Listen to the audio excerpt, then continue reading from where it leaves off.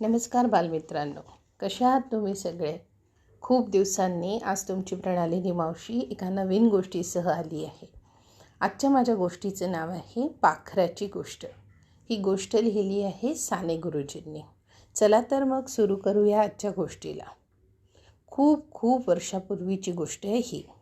एका देशामध्ये एक शेतकरी राहत होता. त्याचं नाव होतं खंडू आणि त्या खंडूच्या बायकोचं नाव होतं चंडी. चंडी माहिती आहे का, खूप दुष्ट होती. ती खंडूला खूप त्रास द्यायची, त्याला नीट जेवायला द्यायची नाही, सतत चिडलेली असायची, संतापलेली असायची आणि तिचे डोळे असे मोठे मोठे ताठरलेले असायचे आणि कपाळावर 1760 आठ्या असायच्या.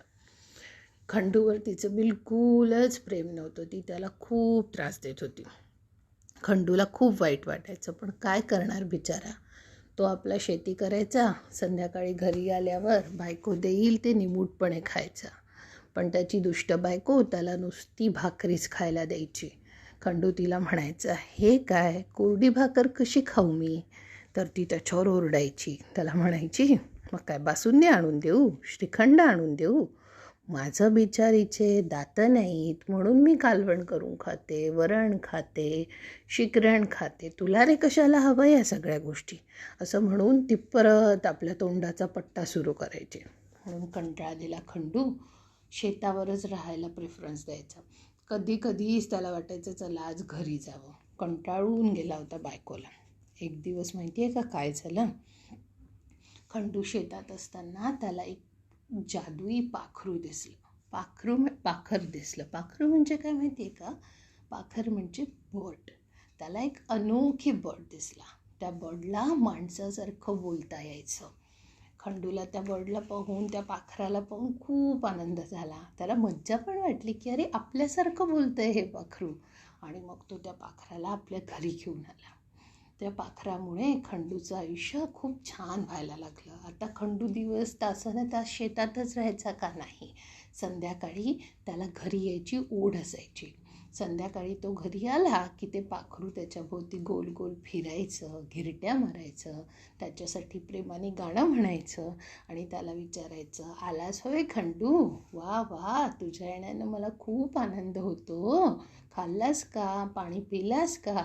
त्याच्या या गोड बोलण्यामुळे खंडूला खूप छान वाटायचं आणि खंडूचे दिवस आनंदाने जायला लागले होते. एक दिवस काय झालं, खंडूच्या बायकोनी दुपारी खीर केली आणि ती आंघोळीला गेली. इतक्यात त्या पाखराने त्या खिरीमध्ये चोच घातली आणि ती खीर प्यायला. ते पाहून खंडूची बायको खूप चिडली. आधीच तिला त्या पाखराचा खूप राग यायचा. तिला वाटायचं ह्याच्यामुळे माझ्या खंडूचं आयुष्य कसं छान चाललं आणि तिला ते बिलकुल बघवायचं नाही. तिने रागाने काय केलं, त्या पाखराची चोचच कापून टाकली. म्हणाली, जास्त गोड बोलतोस होय आणि माझी गोड खीर खातोस होय? थांब, आता कसा म्हणशील गाणे बघतेस तुला. आणि असं म्हणून तिने त्या पाखराची काय कापून टाकली, जीभ. पाखरू बिचारा खूप तडफडलं, पण काही फायदा झाला का नाही. त्या दिवशी खंडू संध्याकाळी शेतातून घरी आला. येताना खंडूने मस्तपैकी फुलं आणले होते, तुरे आणले होते. त्याला वाटलं होतं आज मी माझ्या पाखराच्या पिंजऱ्याभोवती लावेल. पण घरी येऊन पाहतो तर काय, आज पाखराने काही त्याचं स्वागत केलं नाही, गाणी म्हटली नाही, पाखरू बोलेच ना. मग खंडूला काळजी वाटू लागली. त्याने आपल्या बायकोला विचारलं, काय ग, तू काय केलंस माझ्या पाखराला? तर मग त्या चंडीने त्यांना सांगितलं की तुमच्या पाखराची मी जीभच कापून टाकली. नुसता गोड गोड बोलतो, गाणी काय म्हणतो, मला अजिबात आवडत नाही आणि म्हणून मी त्याची जीभच टाकली.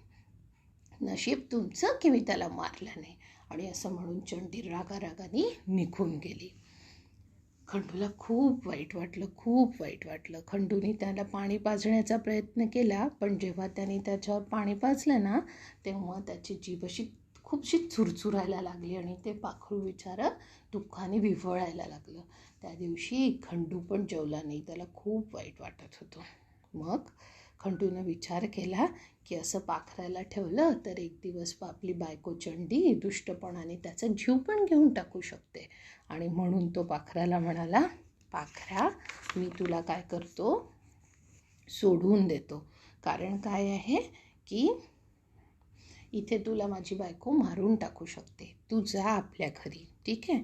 तुझ्या घरी जा, तुझ्या मुलाबाळांना भेट, मस्तपैकी तुझ्या प्रेमळ घरट्यात राहा, फुलाफांद्यांवर डोल, आकाशात उड, मस्त पाण्यामध्ये पोहो, तुझ्या आवडीचा रानमेवा खा, जा हो पाखरा, आज मी मुक्त करीन तुला.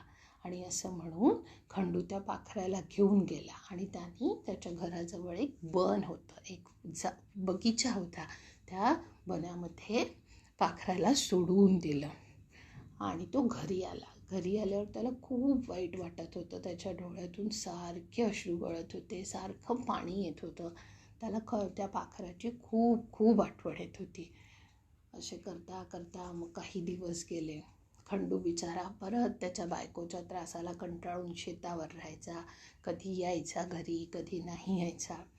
एक दिवस खंडूला पाखराची खूप आठवण यायला लागली. तशी तर त्याला रोजच यायची, पण एक दिवस त्याला खूप आठवण यायला लागली आणि मग तो म्हणाला, चल आता त्याने आपल्या मनात विचार केला की मी जाऊन पाखराला भेटून येतो.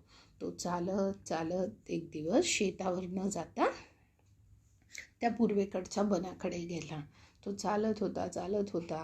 आपलं पाखरू आपल्याला भेटावं, एकदा तरी दृष्टीस पडावं म्हणून त्याचा जीव खूप असा आसवसलेला होता. खूप तो कासावीस झाला होता मनातून की माझं पाखरू मला भेटेल की नाही. आणि असं करत करत चालता चालता त्याला अचानक त्याचं पाखरू दिसलं. ते पाखरू पाहून त्याला खूप आनंद झाला आणि पाखराला पण खंडूला पाहून खूप आनंद झाला. आणि तो पाखरू जसं त्याला खंडू दिसला त्याने शीळ वाजवली. शीळ वाजवली म्हणजे काय, शिट्टी वाजवली, जशी खंडू त्याच्यासाठी वाजवायचा. खंडूला पण खूप आनंद झाला. खंडू लहान मुलासारखा टाळ्या पिटायला लागला की अरे वा पाखरा, दिसलास तू मला. आणि खंडू पण आणि मग ते पाखरू पण खूप आनंदाने शीळ वाजवायला लागलं. मग खंडू म्हटला, पाखरा कसा आहेस तू, ये माझ्याजवळ ये, बघ तुझा हा खंडू आला आहे, मला म्हण ना दमलास का रे. पाखराने खंडूचे शब्द ओळखले, खंडूला ओळखलं आणि ते पाखरू खूप नाचायला लागलं, गाणी म्हणायला लागलं. जसं ते पाखरू गाणी म्हणायला लागलं, खंडूने त्याला विचारलं, अरे तुझी तर जीभ तुटली होतीस ना, मग गाणे कसे म्हणतोस, आवाज कसा काढतोस. मग तो पाखरू म्हटला, माझी वाणी आता परत आली आहे, आता मी सगळं माणसांसारखं बोलू शकतो. तू माझ्यावर खूप खूप प्रेम केलंस खंडू आणि आज तू माझ्या घरी आला आहेस, तेव्हा माझ्या घरी चल, पाहुणचार घे. या बेळूच्या बनात माझं एक खूप छान घरटं आहे, तिथे माझी बायको राहते, मुलं बाळं राहतात, त्यांना पण तुझं दर्शन होईल आणि मी त्यांना तुझ्याबद्दल खूप सांगितलं आहे, तर त्यांना काय होईल, खूप आनंद होईल, तर चल माझ्या घरी. असं म्हणून ते पाखरू उडत उडत जायला लागलं आणि मागे मागे खंडू जायला लागला. आणि ते कुठे पोचले, त्या पाखराच्या घरी. खंडूची मग त्या पाखराने आपल्या बायकोला, मुलाबाळांना ओळख करून दिली. मग पाखराने सांगितलं की हा तोच खंडू आहे ज्याच्या घरी मी राहत होतो. मग खंडू त्या पाखराच्या बायकोनी त्याच्यासाठी छान पाहुणचार केला, गोडधोड केलं, रानमेवा आणला, जे जे तिला शक्य होतं, वेगवेगळी फळं तोडून आणली. शेवटी बर्ड्सच ना, बर्ड्स काय खातात, फळं खातात. तर तिने गोड फळं आणली, आंबट फळं आणली आणि खंडूला मस्तपैकी सुकामेवा पण खायला दिला. ते पाहून खंडू खुश झाला आणि म्हणाला, चल आता मी माझ्या घरी जातो. त्यावेळेस माहिती आहे का पाखराने काय केलं, पाखराने खंडूला एक गिफ्ट द्यायचं ठरवलं. आणि पाखरू आपल्या मुलांना म्हणाला की जा रे त्या बनातून 2 शिंपले घेऊन या. मग पाखराच्या मुलांनी 2 शिंपली आणली. एक शिंपलं छोटं होतं आणि एक शिंपलं खूप मोठं होतं. त्याच्या मग तो पाखरू म्हणाला की खंडू, आम्ही पक्षी ह्या रानावनात फिरतो तर आम्हाला अशी खूप सारी शिंपली सापडतात, पण आम्हाला त्याचा काय उपयोग. तू एक काम कर, या शिंपल्यामधलं तुला जे शिंपलं पाहिजे ते तू घेऊन जा. खंडू मुळातच प्रेमळ होता आणि खूप निस्वार्थी होता. तो म्हणाला, अरे पाखरा, तुझ्याकडून काय गिफ्ट घ्यायचं आहे, तरी पण तुझी इच्छा असेल तर मी हा छोटा शिंपला माझ्या घरी घेऊन जातो. आणि मग खंडू ते छोटं शिंपलं घेऊन आपल्या घरी आला. घरी आल्यावर चंडीने जो अवतार धारण केला होता ना, की खंडू गायब, तू कुठे झालास, काय केलंस, कुठे गेला होता, शेतावर का नव्हता, की बस रे बस. शेवटी खंडूने तिला सांगितलं की मी माझ्या लाडक्या पाखराला शोधायला गेलो होतो आणि बघ माझ्या पाखरानं मला काय गिफ्ट दिलं आहे, काय आठवण दिली आहे. आणि मग त्याने तो शिंपलं, ते जे शिंपलं होतं ना ते चंडीला दिलं. आणि चंडीने ते शिंपलं उघडून पाहिलं तर काय, त्यात सुंदर अशी मोती होते, 3 मोती होते त्यात. ते पाहून चंडीला खूप आनंद झाला आणि तिला हाव सुटली. ती म्हणाली खंडूला, अरे मूर्ख खंडू, जर तो पाखरू तुला मोठं शिंपलं देत होता तर तू छोटं का घेऊन आलास? जर तू मोठं शिंपलं आणलं असतं तर आपल्याला अजून मोती मिळाले असते. पण खंडूने तिच्याकडे लक्ष दिलं का? नाही. कारण खंडू कुठल्याही अपेक्षेने पाखराला भेटायला गेला होता का? नाही. त्याला फक्त आणि फक्त पाखरालाच भेटायचं होतं.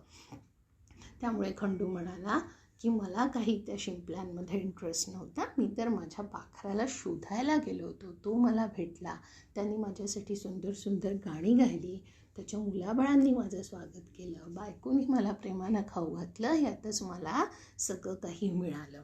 पण तरी चंडीचं काही समाधान होईना. चंडी म्हणाली, तू उद्याच्या उद्या जायचं खंडू आणि ते मोठं शिंपलं घेऊन यायचं, कारण त्या मोठ्या शिंपल्यात अजून मोती असतील आणि आपण खूप श्रीमंत होऊ. पण खंडूने तिला स्पष्ट नकार दिला. मग चंडी म्हणाली, ठीक आहे, तू नाही जात तर मीच जाऊन ते मोठं शिंपलं घेऊन येते. आणि दुसऱ्या दिवशी माहिती आहे का बालमित्रांनो, चंडी सकाळी ती खाली आणि जसा जसा पत्ता खंडूने तिला सांगितला होता तशा तशा मार्गाने ती जायला लागली. हळूहळू ती त्या झाडापाशी पोहोचली, त्या वनात पोहोचली जिथे पाखरू राहत होते. तिला पाहून पण पाखराला खूप आनंद झाला. पाखरू म्हणाला, अरे अरे चंडीताई, तुम्ही इथे कशा आल्यात? चला चला माझ्या घरी चला, मी माझ्या मुलाबाळांना तुम्हाला भेटवतो. मग पाखरू चंडीला पण आपल्या घरी घेऊन गेलं आणि चंडीला बाहेर त्याने उभं ठेवलं आणि तो आपल्या घरट्यात गेला. घरट्यात जाऊन आपल्या मुलाबाळांना म्हणाला, मुलांनो, आज कोण आले माहिती आहे का? आज चंडी आली आहे, खंडूची बायको. ते ऐकून त्या पाखराची बायको आणि मुलं बाळं खूप रागावले. ते म्हणाले, बाबा, याच बाईने तुमची जीभ तोडली होती ना, जीभ कापून टाकली होती ना, आम्ही तिला सोडणार नाही, आम्ही तिला चोच मारून मारून मारून मारून त्रास देणार. पण पाखराने त्यांना सांगितलं की बाळांनो, असं करायचं नाही. कोणी आपल्याला त्रास दिला म्हणून जर आपण त्यांना त्रास दिला तर मग त्या दृष्ट व्यक्तीमध्ये आणि आपल्यामध्ये काही फरक राहील का? नाही. उलट अशा लोकांशी आपण जास्त प्रेमाने वागलं पाहिजे. आणि मग तो पाखरू आपल्या मुलांना, आपल्या बायकोला घेऊन घरट्याच्या बाहेर आला आणि त्यांनी जसं खंडूचं स्वागत केलं, जसं खंडूला खायला दिलं, गोड फळं, आंबट फळं, रानमेवा, सुकामेवा, ते सगळं चंडीला खायला दिलं. तिच्यासाठी पण गाणी म्हटली. पण चंडीला या सगळ्यात काही इंटरेस्ट होता का? नाही. तिचा इंटरेस्ट कशात होता? फक्त गिफ्टमध्ये. आणि मग चंडी म्हणून त्यांना म्हणाले, पुरे झालं तुमचं ते गाणं बिणं म्हणणं, चल आता माझी आई तू मला आता जे काही गिफ्ट्स आहेत ते दे. आणि मग चंडीसाठी त्या पाखराने आपल्या मुलांना सांगितलं की जा रे, गिफ्ट्स घेऊन या. आणि मग ते पाखराची मुलं ना 2 शिंपली घेऊन आली. एक शिंपली होतं छोटं आणि दुसरं शिंपलं होतं मोठं. चंडीने काय केलं माहिती आहे का? हाताने ते छोटं शिंपलं बाजूला सरकवलं. नको नको, मला ह्यात काय इंटरेस्ट नाही आहे, मी घ्यायलाच मुळे मोठं शिंपलं आली होती. आणि ते इतकं मोठं शिंपलं जे चंडीला उचलेही ना, तिने कसं तरी उचलून आपल्या घरी आणलं. आणि घरी आणल्यावरच खंडूला म्हणाली, बघ खंडू, मी आज मोठं शिंपलं आणलं आहे, आता याच्यातून खूप मोती निघणार आणि मग मी खूप श्रीमंत होणार, हा हा हा हा हा. ती खूप खुश होती. पण खंडूचा यावर विश्वास होता का? नाही. खंडूने त्याच्याकडे लक्षसुद्धा दिलं नाही. तो म्हणाला, तुला जे वाटेल ते कर.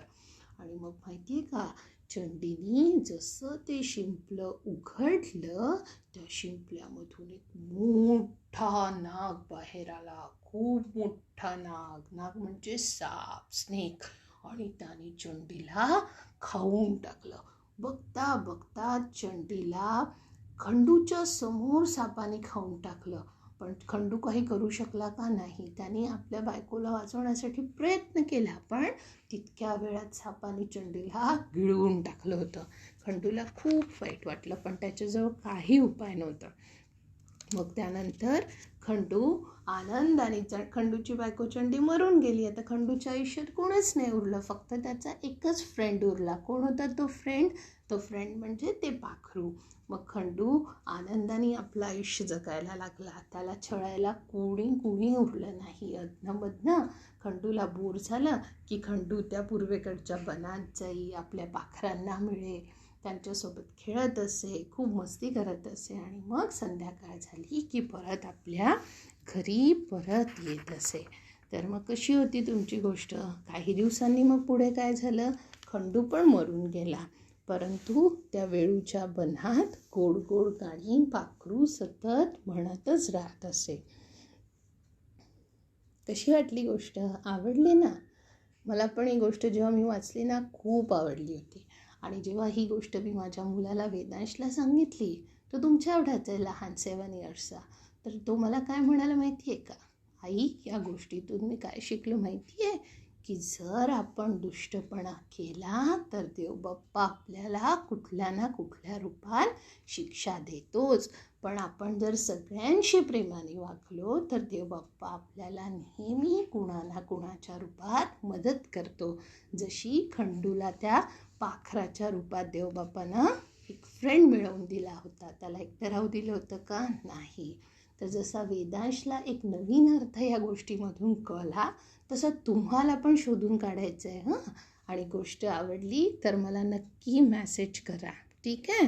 तुमच्या आईबाबांना सांगा मला व्हॉट्सअप करायला. चला तर मग पुढच्या वेळेस मी एका नवीन गोष्टीसह येणार आहे, आणि ती पण साने गुरुजींचीच गोष्ट आहे, आणि गोष्टीचं नाव असणार आहे वामन भटजींची गाय.